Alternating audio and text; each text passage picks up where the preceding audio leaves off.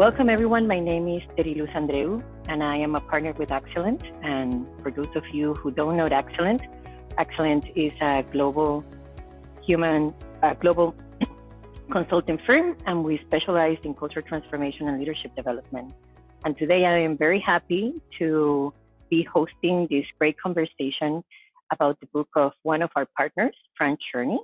And the book is called Be the Change, The Art of Becoming Our Own Innovation Project. So today promises to be a very interesting conversation, not only about the key concepts that Fran shares with us in the book, but also about the real life experiences that some very interesting leaders will be sharing with us as they're trying to implement change on themselves and also in their organizations. So today with me are three people that I have worked very closely with over the years, and I also had the pleasure to know. So first, I just want to introduce Joao Adao. And Joao, if you can kind of get on camera so people can see you. Joao is the Managing Director for the Spanish-speaking South America for Facebook and Instagram. And Joao, I believe you're joining us today from Barcelona, right? That is correct. That's right. So we have an international crowd here. I'm here in Miami.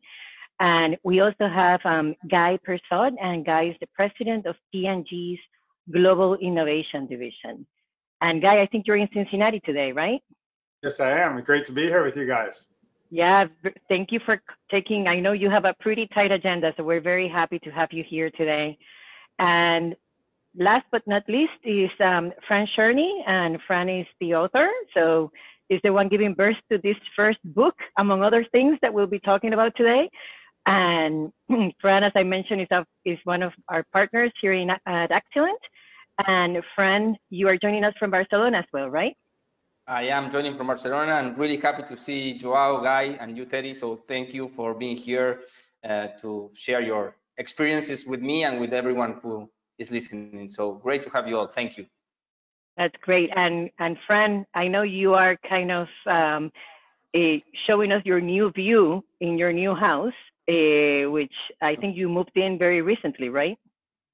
Yes, one of the consequences of writing the book is that I decided to move houses. It was a very intense year, 2021, because I gave birth to, well, with my wife, we gave birth to twins, you know, so we moved houses, and, you know, the book is here. So yes, this is the view I have from my new office, actually, that is not finished. So that's why we are looking that way and not that way. But I wanted to, in a way, do this from here. Everything is empty, but it looks like a new home. So. Yeah. Well, Fran, they say that, you know, during your lifetime, you need to write a book, plant a tree, and have a kid. And I think you did all of that in 2021, right? I did that to prove. Show us the tree. Show us the tree. I did that, but to prove that that's not true. because actually, as I say in the book, and I wrote in the book, and as you know, my friends here and you know, people who I work with for a long time. So those are just the things that I think we just say to show the legacy we would like to live in life, but we all want much more than that. And I would say that the book it's mainly about how we're all trying to improve, to do better, to live new things, to leave a legacy for you know, the world, the people around us, the organizations we belong. But those are just three representations. Actually, that's those two trees we planted. You know, now that's our liquid ambers. Now they don't have you know, because of the fall here, you know, so no, they're empty, I would say. But that's also part of the book, you know, because I shared about nature and how nature teaches a lot. And today they have nothing, but tomorrow, in a few months, they will be, you know, beautiful, I would say, in 3 or 4 months from now. So that's also life, you know, ups and downs, you know, changes. So. Yeah. And I know that in some of those turns, that's how you have met Joao and Guy, right? In their own like personal change and leadership journeys. So Guy, can you share with us a little bit about how you met Fran? Absolutely. You know, Fran, I first was introduced to Fran by a referral from someone else, not directly. and said, you've got to meet this guy. He's got a totally different approach to doing business and conscious business and approach to humanity in corporations when sometimes that's missing, you know, as we're trying to get from A to B. And I had not even met Fran, but I had heard such great things about him. I was going through an issue personally and professionally. And I visited my parents' house in Toronto. I'm from Canada, to just take a week off. And I called Fran out of the blue. I actually don't believe I had even met him in person before I called him out of the blue. I'm trying to think. Yeah, but it was, you know, he wasn't partnering with me directly. I was a senior vice president in Latin America. And I said, Fran, I just feel like some of the relationships that I'm making are not as productive as they need to be. I've been getting some negative feedback on how I'm interacting with people. And I feel like I want to connect with all of them and figure out what they can do better and what I can do better. Mm-hmm. And he stopped me in my tracks and said, Guy, what makes you think they need to do better? Mm-hmm. And I'll share maybe a little bit more about this later, but it was a transformative conversation that I'll never forget about my role and my responsibility. So that's my first interaction with Fran. Okay, well, pretty powerful. I had a similar experience too. When I was interviewing for Axialent, I remember Fran asked me some very powerful questions, and I'm like, oh, this is an interesting interview. Joao, what about you? I know that you've been working closely with Fran on giving birth to Be the Change. So what can you tell us about your involvement in helping Fran with the book? So first of all, I think helping Fran with the book is a big overstatement. I was one of the people who had the honor to be close with Fran as he was thinking of what he wanted to say and you know and be part of his process, which has been beautiful for me to. It's been an honor for me to be close to him. And going back to, I was thinking it's been almost a decade, Fran, that we've been working together, and almost a decade that we've been friends. And similar to Guy, my first conversation with Fran was really like a breath of fresh air, because I've been in the corporate world for almost 30 years. This next year will be 30 years. And I've always struggled with the kind of the dichotomy between kind of results and business and operations and the human beings inside the companies. And it's always been kind of a mystery to me. How have companies in a way forgotten so much about the human beings inside the company? So my conversations with Fran early on were evidence that there was a way to bring humanity back into how we work and into how we lead organizations. And maybe I'll give a couple examples a little bit later on, but I've had the pleasure of working with Fran in a couple of different businesses. One focused on, cultural change, turnaround, and based on, business model changes, very, very based on culture change. And I'd say as well, in my personal life, a lot of those learnings have had a great impact in my personal life as well, because we're the same person. The person at home and the person at work, at the end of the day, is the same person. So it's been a pleasure for me to be able to be close to Fran all these years. That's great. That's great. Well, so Fran, I know you're a pretty direct guy. I like to ask direct questions. So I'm going to start with one of those, which is, as I was preparing for this conversation today, I did a quick search, and I saw that there were over 5,000 books, right, in Amazon about being the change. And by the way, before I go there, I want to encourage everyone to put their questions or comments on the chat. We're going to be sharing, so I think some very interesting concepts today and experiences. So I will encourage everyone to put their questions on the chat. And I believe that if you go to the questions tab at the top, you can go there and put your comments or questions. We would love to hear just your reactions of the topics that we discussed today. So I wanted to capture that before I moved on. So Fran, as I was saying, there's I think there were 5,000 books on leading change, right? And in Amazon, from all the way from Who Moved My Cheese to, you know, transformational change. And I think there were over 10,000 on change management. So there's quite a lot of advice out there. And I'll put advice in quotes, but, you know, there's a lot of advice around the concept of change. So as you were kind of brainstorming, what is it that I want to write about, and why change? You know, why this, how did it evolve, or how did the idea came to you? Okay, first of all, I want to again thank Guy and Joao for the words, and actually I believe that I couldn't have asked any powerful question if there was no one on the other side to receive and feel that as a powerful question to think about themselves. So that's so I ask many powerful questions, I think, but there are very few people who really want to listen to them and think about themselves.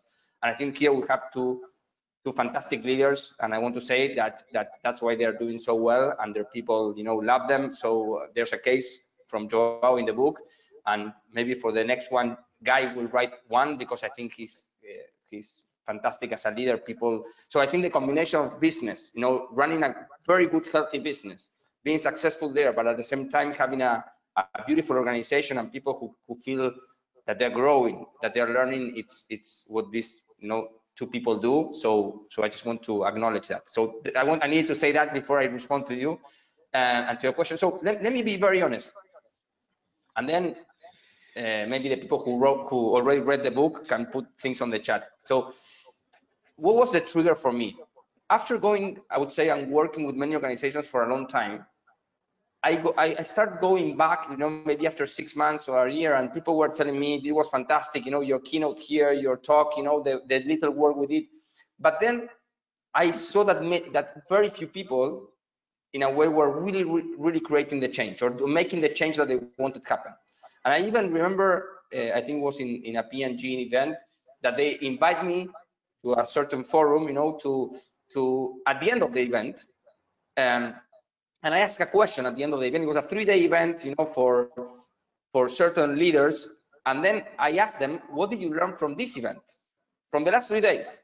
People didn't even remember what they went through in the training after 3 days. So then I said, there's something that is not okay here, because I think organizations are investing in people development. They're investing also in me, you know, and the organization, you know, Axialent or other organizations. And I said, you know, there's something missing here. So then I went into the science of change. What is enabling us to change, to really create the change we want, not to go into the trending topic of change. Now, that being said, going to your point also, I was hesitant to write a book, because I think that book is dangerous also. Because people think that when they read the book, and I say that in the book actually, they believe they have the capability to do something.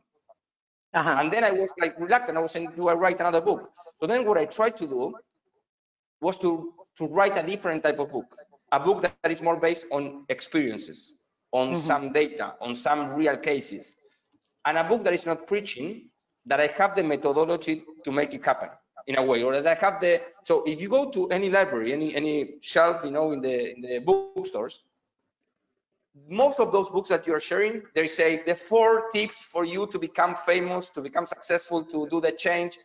That's the opposite of what you will find in this book. And you know, that's what I believe. You know, in this book, you will find experiences, you will find things to think about, powerful questions to ask yourself, but at the same time, some data and some cases of things that work for people, work for me and for others, that each of us can take and try. Because the second part of the title of the book, I think, is very important. My hypothesis, and what I tested, is that if we see ourselves as innovation projects, if we look at ourselves into a test and learn, you know, project through life, that we are always trying to improve, we're always trying to get better. So then it's a very different way of changing, of improving, of getting 1% better every day. And that's a never-ending journey, actually. So whoever, and the other thing, Terry, to your point, is if we would be, if any of those books would have been successful, the books that you are sharing, everyone would be successful, because everyone would be doing exactly what the book said, and people are not doing that. So So in a way, I hope that this book is a completely different invitation to think about ourselves and to represent in a way more what Joao and Guy just shared. That is a book to help you think, to help you analyze yourself and your team and your organization, and to help you find your own way, but to find a way, let's say. And the way, it's different for each of us because we are all different. And that's also what I'm sharing. Now, I know it's easier to sell a book that says, these are the 5 things you need to do to make it happen. The 5 steps. I'm not trying to sell books. I'm trying to help people who are in this journey to enjoy it more, you know, to go through it. And now I think we have people who can share what they went through. So okay. So yeah, and one of the quotes that I really liked from the book, and I actually highlighted a couple. So if some of you, just because Joao is here with us, are looking for Instagram quotes, now is the time, guys, to do a screen print or to take a picture with your cell phones. Is that understanding something is not the same as knowing how to do it, right? And learning happens when we make it part of our lives. And I thought that was very powerful, Fran, because I think about, you mentioned that the question you get a lot from leaders when you start working with them is like, well, tell me something new, because what you're telling me, I already know. But the problem is that we're not applying it, right? We know it, but we're not applying it. So, Guy, I was curious as you started. You mentioned that you were having some challenges when you had that first conversation with Fran. What was the area that you found, as you were talking to him, that helped you kind of maybe move a little bit closer to where you wanted to go? What recollections do you have of that conversation that really kind of started giving you some of those aha moments that drove you to drive some change? There's 3 things that really impacted me. I share this conversation with people probably at least once a month. Okay. I think it happened about 4 to 5 years ago. And the first one is the level of tough love and transparency to really challenge me to be the one that takes responsibility and not put it on other people. Sometimes when I engage with someone, and you're venting, you just kind of feed into the venting and the frustrations and people say, well, you really want to be heard. There's empathy there. And I think that's true. However, the difference between that and you leaving the conversation with new tools and a new way of approaching something is very, very different versus just, sharing in the frustration. And Fran put it immediately back on me. I was almost embarrassed, that I had shared what I had shared because it made it seem like I was just complaining and a victim. And so the first one was put it right back on me. And one of his beliefs, back to being the change, is if you don't change and internalize and reflect, maybe it's true that someone else needs to change. But if you don't do it, how can you expect someone else to do anything? And power of, and this is the second one, which is the power of you changing. If you expect nothing, if it's 100-0 instead of 50-50, 100% your responsibility, 0% their responsibility. What he was sharing with me is that they will probably take responsibility just because of what you're doing, without you asking and without you saying anything. And then the final one was around connection before context before content, which was, I was jumping right into the content. I'm hearing feedback that I'm not connecting, that I'm not creating a strong partnership with each of these leaders. And Fran was saying, if you just jump into solving the problem without the connection. So it's a very simple solution, but what he suggested is that I send a note to each one that said, I would love to spend 30 minutes just learning about what I can personally do different to improve our partnership.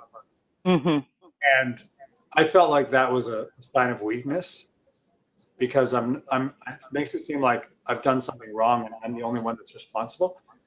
But he explained to me the importance that has in connection when you're vulnerable first. And then it opens the door to so much more. I sent this note to 17 people. Okay. And Every single person replied back. I'd be delighted to do it. Thanks so much for sending me the note. I really appreciate you. Another person said, wow, I'm really surprised, positively surprised. And so it just opened the door. And the rest of the stuff was so much easier. So there's a lot more, but those were the big three that really impacted. Yeah, I can relate. Can I say something, Terry? Can I say something? Thank you for sharing, Guy, your own journey, because I think this also brings vulnerability to share that openly. And I love where you are today. So because I think you are in a beautiful position to help your organization do better and improve, and I know it's gonna go great. And I remember those conversations 5 years ago. But there's one thing that I want to share. That is the other thing that because it looks like I suggested that.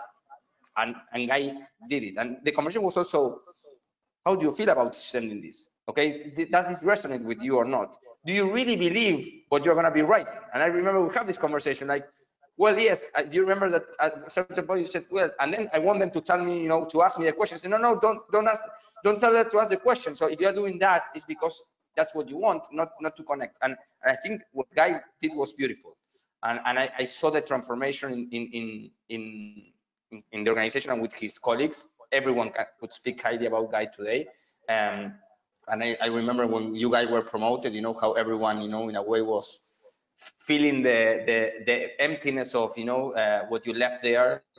But what you left from a symbol of transformation, of growth, of making the change happen. So that's why actually I also wanted you to be here, because for me, you are a representation of that. So I just wanted to say, sorry, Terry, for interruption. No, that's great. And I've seen Guy in action, right? And we had a chance to be together in a workshop recently with his team. And I think that it was a lot of the things that you're saying, Guy, I saw when in that workshop that we had together, in terms of how you put them in practice. And I know personally, and Joao, I would love to hear your story as well, but I know personally for me, when I learned about the concept of connection before a context, before content, that was also a game changer for me personally, when I learned that content as I started working with Axialent. So Joao, for you, what were your aha moments, or what really helped you kind of shorten that bridge between the knowing and the doing as you started integrating some of these concepts that Fran talks about in the book of Be the Change in your leadership and in your personal life? Maybe I can share. I'd like to share one example that's actually in the book, that Fran included in the book because of our experience together there was so strong. A business example and a personal example. The business example, which is in the book, is we worked together in a company I worked at before Facebook, which is called Haibu. And Haibu basically bought several yellow pages companies around the world with the premise of changing their business model from traditional offline to digital marketing. And what I quickly realized is there was a huge cultural challenge there, because think about these companies that had been pretty much a monopoly, right? These big yellow pages books is where the SMBs used to advertise, and it was the only way for them to advertise. They were a monopoly, very, very long product life cycles. Once a year, the book would come out. And all of a sudden, the world had changed, right? The world was now digital, very agile, hyper competitive. And I just realized there was so much more than a technical challenge. It was a cultural challenge. So what we worked, and Fran was central in us working on this culture, is we learned that human beings naturally see challenges from a victim mentality. This is kind of a mental model that we have that we need to consciously work on. And if we look at challenges as, oh, I'm a victim, the world changed, the dynamics changed, then the huge cost of that is where we can't do anything about it because we're a victim of external circumstances. So shifting that mental model of the leadership team first and the rest of the organization later, from kind of a victim mentality to a player mentality to focusing on what was in our control, was the first step. And then the second was, because of how much we needed to do differently as a company, shifting from kind of another mental model that we have as human beings, believing that we know more than we do, and shifting to a more humble mindset, to a learner mindset, and surround ourselves with people who know about the new things that we need to know about. So I would say those are examples of how we shifted a culture, and it was a over a 3-year-long process, which was beautiful. And when I joined the company, it had 18 months left of cash, and it was going to go out of business, as thousands of companies do every year. And today it's a thriving business, helping thousands of SMBs in their digital marketing challenges. So I think that's just a beautiful, beautiful culture change story. And I really attribute the fact that the company is doing well today to the amazing cultural work that Fran helped me do. And then on the personal side, very short comment that I'll make on the personal side is, I said how much this content has helped me both professionally and personally, and in many aspects. But one very specific one is, there's a comment that Fran made once, which was, don't get mad, get curious.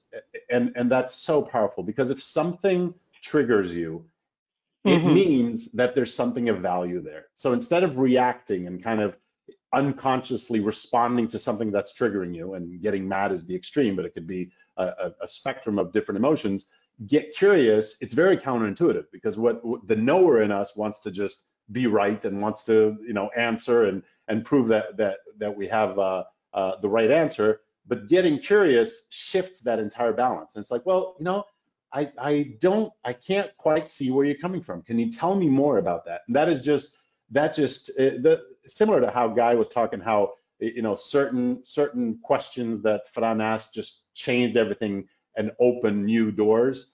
Don't get mad, get curious opened up a lot of doors for me personally. And then related to that is another phrase that Fran has told me a lot, and I tell myself a lot, is don't believe your own story, which is very related to that, because what we're doing is we're telling ourselves stories all the time. So if something triggers us and it gets us mad in the extreme, don't believe your own story. Get curious. Ask what else is behind. And first of all, it allows you to learn, and second, it allows you to get to a better result than in your limited view of the world. So those are, I think, two examples that have been so powerful for me. Yeah. And Terry, may I make very little comments? So thank you again for sharing also. And then I would like to hear from you, because Joao, first of all, everything that Joao and Guy share and about the phrases, and so I want to clarify. I'm talking to them and I'm talking to myself all the time. So it's not something for them. So I'm telling myself, don't get mad, get curious. I'm telling myself, first create the connection before the context, before content. So I hope that in the book, and I think the feedback that I got from the book so far is that it's very authentic in that sense. And I'm not trying to preach that I'm better than anyone. Yes, I have experience. I have been working on this field for a while, and maybe I have I can access my safety net, or I can recover faster, as I put in the quote there, than others, because of my practice. In the same way that Guy and Joao, and other leaders can do things much faster and better than me. Okay, so I want to clarify that. Okay, so this is a never-ending journey. That's what I want to share for all of us. And whenever we get to a certain level of challenge, because of how we're gonna go to the next one. That's life. So then we're gonna fall into the victim again, and to the nowhere again, and to, oh well, I'm not creating the right context, and I'm getting triggered. So the question is how we can recover faster and faster. And then what I want to share about what Joao said is, remember that Haibu was in a way a monopoly company moving into a customer-centric organization. So that was a 3-year journey. And I always remember, in the same way that a guy remembers that first conversation, I always remember my first interaction with that team of Joao. There were like, how many people in the office there. I said, Joao, can I go and just observe one of the meetings of your leadership team? And Joao said, yes, come in. And we might have different recollections of this, but what I remember is that I was in silence for 6 hours listening, and the last 30 minutes before the closing, Joao said, Fran, anything you'd like to share? I said, can I?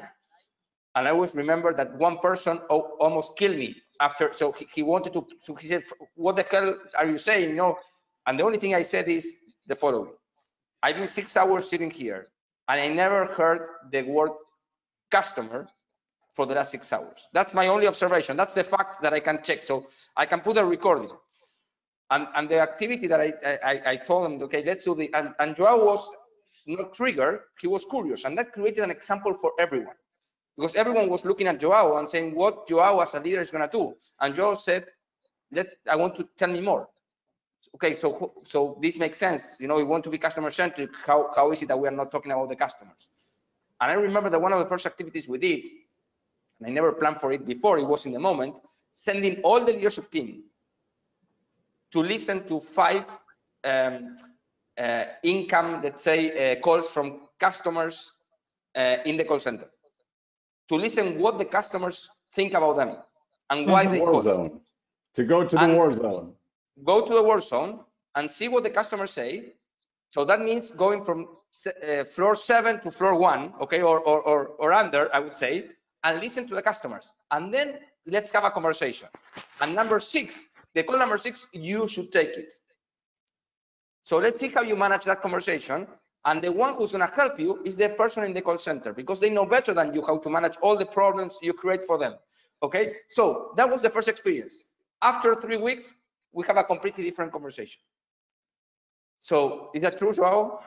Yeah, totally. And one additional reflection to that, Fran, is it was, you know, to not credit me too much with my learner mindset. It was easier for me to be curious because I was coming into this culture, right? There were people there that had been in this monopoly for 10 years. So it was much harder for them to be curious because, you know, in a way we were challenging the way that they didn't even mention the customer. Why? They didn't need to. When you're in a monopoly, you don't need to mention the customer. He'll come to you. You're the only game in town. So it was easier for me. I think to your point of the constant journey and constant learning, it is, while it was easier for me to get curious and to, you know, to welcome your input, I think the challenge for us is when it's harder for us, when it is our story, when we are inside the story, to remain curious and to remain, you know, and to continue saying, don't get mad, you're curious. But that's a really powerful example. That's great. And you know, this kind of ties into something, Fran, that I think I found very interesting as I was reading the book. And it's when you talk about the obstacles of change, right? And we all hear about how hard it is to change, and there's books about how can you incorporate little habits, and you know, there's been a lot of talking about that. But many times when we talk about driving change in organizations like Joao and Guy, you've been doing, it focuses a lot on the obstacles that are more system-wide, right? Lack of buy-in from leaders, not appropriate resources, you know. And if you see a lot of the research from tons of companies out there, HBR, you know, all these different sources, they always go back into these more systematic, you know, programmatic issues. And Fran, in the book, and I think we may have a slide about it just to share with the people that are joining us. You mentioned about, you know, what are the enemies of change? And a lot of them go back to what Joao and Guy just shared, right? It's that our brain is looking for ways to save energy, our ego, our perception of ourselves and seeking perfection, sacrificing the how for the quick results, and wanting something without being willing to pay the price. And as I was reflecting on that, I'm like, oh my God, I know that for me, that whole part about seeking perfection and sacrificing the how for the quick results sometimes is very challenging. I imagine Joao and Guy in the roles that you're in, that may be very challenging as well, right? Because you're both in very high performing organizations in which, you know, results are very much valued. A lot of very smart, very well prepared people. And then with the pandemic, I think that the speed has been kind of top of mind for everyone. So I would love to hear your reflections when you see these in terms of the enemies of change, and Fran, also your thoughts about this, you know, where these ideas came from. What's your reflection when you see these, and which ones do you feel have been more challenging for you or for your teams? Go ahead, Guy. Well, you know, as I'm reflecting on these, I'm realizing how hard it is. You know, the one around sacrificing the how for quick results for me is probably the toughest one, because I've worked and lived, I've had the pleasure to work and live on 4 continents, and, you know, been responsible for businesses in over 60 countries, and they're all so different and unique. And in China, you know, a skyscraper came down and was built before we were able to accomplish a certain initiative in the market. And I remember being so frustrated by that, but then realized just a completely different culture in the way we do things, you know. And then Europe took longer because there was more coordination needed. And Latin America, I would say, was very agile. And then depending on where you are in the US, it's got a pretty high variability. So I've always been frustrated in general with speed, lack of speed. And this dilemma around wanting to get something done quickly and make things happen, but being conscious of how you're doing it and taking the time. So that for me is the toughest one. And the principle of slowing down a little bit to speed up. So the connection before context before content. I mean, I mentioned that before, that I normally would jump into the content because it would just take long to do the rest of it, but the rest of it speeds so many things up. And one example is actually in Argentina, we were working on, you know, how to make our business more profitable. And the jumping into the plan, actually by stepping back, strengthening the relationship and the partnership, being open to different ideas, we ended up making a very different choice. I mean, one had to do with a manufacturing facility and whether or not to keep it or shut it down. And it was a big choice. And it was amazing to me how the partnership and the relationship and the self-awareness led to a different choice than if we had not had that. So it took a little longer, but the end outcome was much better. And by a little, it's not a lot longer. It really is a little bit longer. So the email, for example, in the example I gave before, sending the email versus just jumping into discussion took an extra couple days, but it was transformative. Great. May I say something about that, Yeah. Terry, and then I pass it to Joao, Sure. and I know that Guy doesn't have much time, so if we want to ask more questions to Guy, but again, thank you for sharing, and I think, as I said, the book is not prescriptive, so people will connect with the 5 enemies of change in different ways.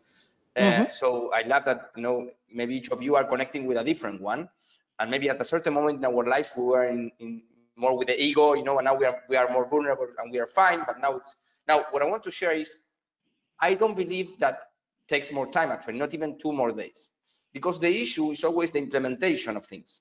So people get like, oh, if I need to engage in a conversation with someone, the decision-making process is going to take longer.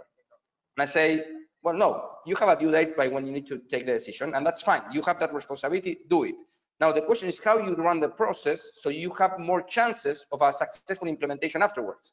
Because if not, then you're going to make a decision, and no one will try to implement in the way you want. So then to rebuild the trust with people, to rebuild, let's say, the problem that is created because people are not implementing, that will take much more than 2 days.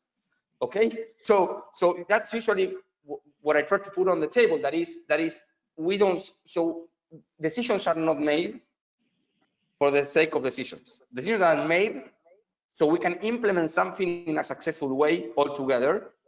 And then the question is always, what is the best way to make the decision so we have higher chances of success with implementation, which is a very different thing to consider, okay? So I wanted to and I think that Guy's case, because I know it, is perfect, because the way, for me, the success came from the way that was implemented also, the commitment for implementation. Because it's very different if someone says, this is what we're gonna do and do it this way, so then you are, so sometimes it's okay because you might have very limited time, but when you have the time, people know when you have the time to have a conversation. So that's what I wanted to share. Joao? Yeah, I very similar actually, but I'll maybe 2 comments on the barriers to change. One is the perfectionism. I think there's a strong correlation between kind of successful overachievers with perfectionism, and there's a huge cost to that. And with my work with you, Fran, I've built a greater level of self-compassion to say, look, you know, I'm a human being. I think it relates to the vulnerability you were both talking about before as well. Say, I'm a human being. I will do some things well. I will do some things not very well at all, and I will do the best I can. And whatever whatever I learned from what I didn't do well would be great information for the next thing. So I think that dilutes the perfectionism, and that allows you, as you said, to react more quickly from the mistake instead of dwelling on the non-perfect the first time. And then the second point, that false dilemma between short-term results and long-term, what helped me from my work with you break that false fallacy is the I, we, it, right? So it's this balance that says, look, sustainable success only comes when those three are in balance. When the I, meaning the individuals, feel good in the organization, when the we, there's a sense of trust and collaboration, and when the results are there, the it is the result. So I think once you see the world through that prism, meaning we will only be successful if all three of those are in balance, then it breaks up that false fallacy. It doesn't feel like you're giving up speed to invest in the other. It's related to the connection before the content. So in my work, a practical example of that is I'll have a leadership team meeting that lasts, 2 hours. I will dedicate the first 45 minutes in connection, in check-ins, in people saying, how are they doing? What's going on in their lives? What's going on with their families? And my realization, my discovery is that by having people connect as human beings with each other just makes the supposedly less time we have for the content all the more efficient, and all the more it just takes out the inefficiency out of the interaction. So I think that's been a great help for me in being more effective and breaking that false fallacy. That's great. It's great, Joel. So, Guy, I know that you got to go, but I want to thank you for joining this conversation, for sharing your great insights with us today. And before you go, I know the holiday season is coming. So, would there be anyone that you will think will benefit from reading this book and some of these concepts that we've been talking about? Who would you recommend this book to? I'm trying to think if there's someone I know who would not benefit from reading this. I have a younger sister who's a singer-songwriter in LA, who I've talked to about some of Fran's beliefs, principles, and some of the concepts in the book, and she absolutely loved it. I have an older sister who's a banker in the financial industry, and is just going through a personal separation and has decided to jump into her career in a whole new way. She absolutely loved it. She just texted me this morning because I told her I was going to be on the panel. She said, I can't believe the principle. I mean, we talked about one aspect of everything, but another aspect that we didn't talk about was the whole aspect of how you sustain the changes and continue versus making it a one-shot deal, and make it part of your life and who you are, as opposed to a task that you're trying to achieve. So I'm trying to improve my relationships and partnerships with other people, but I'm trying to actually get myself to a different level of capability, self-awareness in everything I do. And that's what I was actually connecting with my older sister on. And what we were chatting about yesterday, and she sent me the text this morning, is that it doesn't take long, but once you really do the work, there was something in there also in the issues and in the book around on the 5 issues around not trying to do something as a quick fix, as opposed to make the sacrifice to do it in the right way, which is sometimes a little bit painful. If you practice it and practice it, at some point it does really become part of who you are. Which to me, at this stage in my career, after 25 years with Procter & Gamble, I didn't actually feel that I'd be able to go through that level of transformation. And I was invited to be on a podcast, and we were sharing also some of Fran's tips on the podcast. It's a new podcast we're doing at P&G internally for all of our 100,000 employees.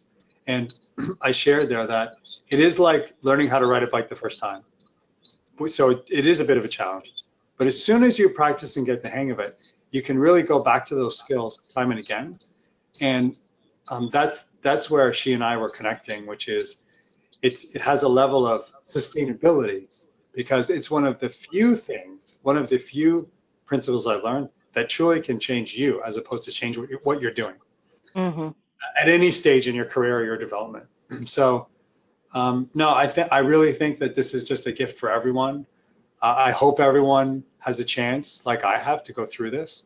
And the fact that we now have a book instead of having to like stumble across Fran individually is a bonus. So it was great to be here. I really appreciate it too.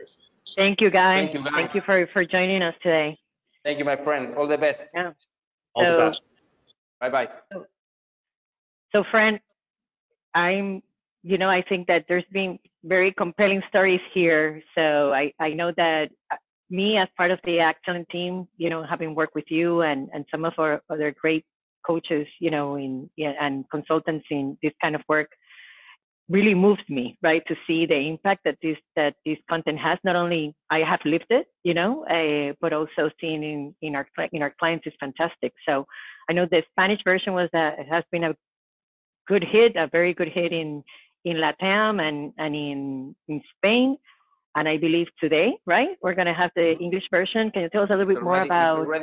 It's already available in Amazon Kindle today, from today onwards. So yes, there it is. And actually, it's not that I'm trying, but I'm working on having the printed version. So like we have the Spanish one in English, let's say by February or March.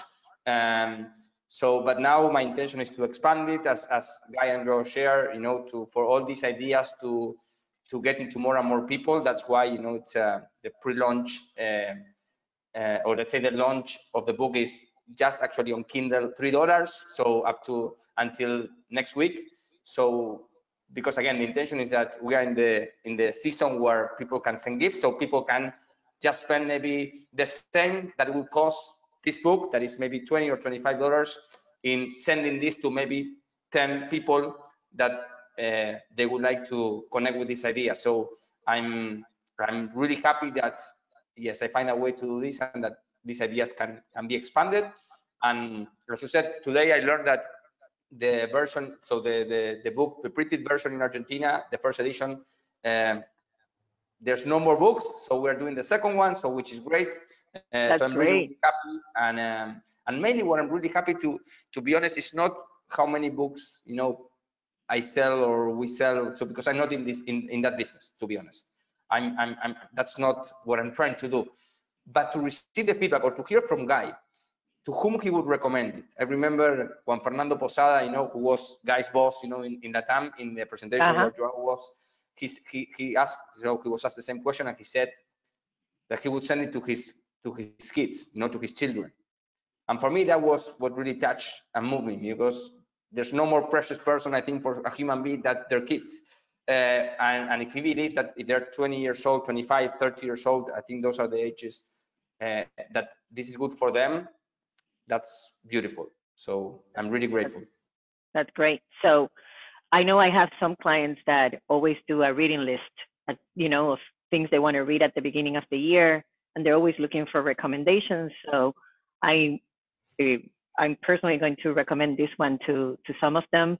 And there's one cool feature that I want everyone to know about this book, is that it also has a playlist on it. So for every chapter, I thought that was pretty cool. And there were some songs I didn't know about that I discovered as I was reading the book. So for every chapter, there's a code that you can scan, and actually it will take you to Spotify, and there's a playlist there of different songs that have to do with kind of the content of the chapter. I'm curious, Fran, how did you come up with that idea? And actually in the English version, so also for the ones who read the Spanish version, there are some different songs. So I did on LinkedIn, I put I checked with people what they think, and I received the feedback or the input, and I decided to put some English versions, I would say, or English songs, but also I kept some of the original ones, and I also kept the original, let's say, version of the Spanish one, so people who are not Spanish speakers, they can still connect with music from other parts of the world, and they can translate what it says. How I came to that? I think music is part of our lives. Also, it's part of my life. It changes the mood. It can help us connect with our better selves. I use it when I'm running workshops or processes with clients when we are in the same place, and I think can yes touch us. And I thought, you know, that some songs that really move me or that I can connect with this content, and it makes me smile when I listen to them. So it helped me also connect with a lot of other music. But then I did my selection, and yes, I think there are 5 songs in the book, one for each of the 5 parts, let's say. And I said, let's do it. Let's do something different. Let's be authentic. Let's share with the people the music that for me speaks to about these two. So that was it. Great. That's great. Joao, any favorite song from the playlist? There's a Jorge Drexler song that is beautiful. Do you have that in the English version as well, Fran, or just the Spanish? I always kept it, because if I change the song, you can find, you know, there says the original song was this one, and you can have it. Excellent. I love that one. Look for that one. And I think that, as you said, Fran, I think art and music, art in general and music specifically, there's some efficiency that it just cuts right to the essence of things. And you know, sometimes words are just more complicated to try to explain something. And then I think the songs are so well curated and they're so relevant to each of those 5 sections. So I think that was a brilliant creative idea that does the job really well. Yeah, that was pretty cool. So you get 2 for the price of 1, everyone. So you get the playlist and you get the book. So thank you, Joao, for joining us today in this great conversation, for sharing your stories. We really appreciate it. Thank you, Fran, for your insights and for putting, I know this wasn't an easy process. You know, it took a lot of energy and time, but we really appreciate you sharing all those great stories and ideas with us. And for those of you that joined us today, thank you so much for your time and for taking time out of your busy agenda to be with us today and join this conversation. Follow us. I encourage you to follow Fran, to follow also Axialent on LinkedIn. There's a lot of good content that it's available. Fran, I think there's a couple of podcasts and some other things that you're going to be doing in the coming months. So if you guys want to learn more, follow us, both Axialent and Fran on LinkedIn. So thank you everyone for joining us. Any final thoughts before we wrap up, Fran? Well, first, thank you to Guy, and to Joao. Really, really thankful. And actually, well, I don't know if people know, but Joao, there's a case from Joao in the book. There's also something from Nitya Shanti. So when you share about the connection before context, that's coming from Nitya, not from me. So I use it a lot. And we're going to be sending some work from other 3 people who did something for the book, but it's not in the book. So we're going to send it, you know, finally with the editors, we decided to put it, you know, as another thing. But we're going to send it also to all the readers once they buy the book also. And the last thing that I would like to share is, it took me more or less 18 months to 24 months, more or less, to write this book. And it was a beautiful, challenging process. But what I want to share is that it's not an individual process. So it's just Fran Cherny, but there were so many people involved, you know, so many people helping, people even reading the book. So Paulo Pisano from Booking, who wrote the foreword, you know, the prologue, and many other people who read the book at, you know, I don't know, like I don't know which version, and they gave me feedback, and then the editors. So I just want to acknowledge, because this looks like, you know, okay, this is the individual work, and it's not. It's completely a teamwork. So I'm really grateful for the team, for everyone who contributed to this, to make it happen, because now the book is there and available for whoever wants to read it and take their own. So the other thing with the book is, now it's not mine anymore. It's my book, but everyone will make it their own book and their own story. So that's the beautiful piece of it. So that's great. Go for it. That's great, Fran.